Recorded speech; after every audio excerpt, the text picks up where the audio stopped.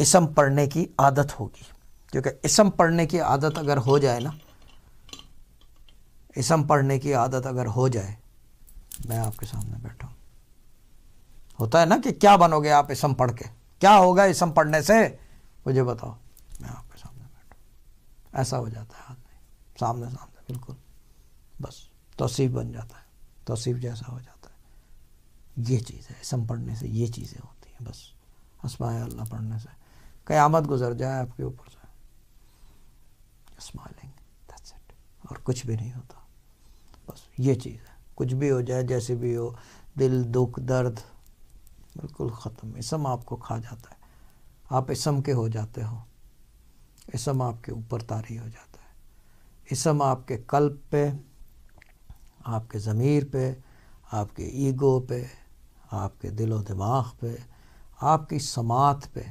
آپ کے اعصاب پہ اسم طاری ہو جاتا ہے، اور جب وہ طاری ہو جائے تو پھر کیا ہوتا ہے، قلب جاری ہو جاتا ہے، اور جب قلب جاری ہو جائے تو پھر وہ ایک بادشاہت والی سچویشن ہے، ادھر کی اور ادھر کی۔ اپنا تو خیر کچھ نہیں کر سکتا آدمی، کیونکہ وہ چیز یہ ہے کہ پڑھنے والا جو ہے وہ کسی کے مرضی کے مطابق چلتا ہے، لیکن دوسرے کے لیے وہ کہہ کے کام کروا سکتا ہے۔ یہ اسم پڑھنے سے یہ ہوتا ہے، جو یہ میں تصرف کی بات کر رہا ہوں، بہت یعنی کہ اندر کی باتیں ہیں، یہ بہت دور کی چیزیں ہیں، یہ بیان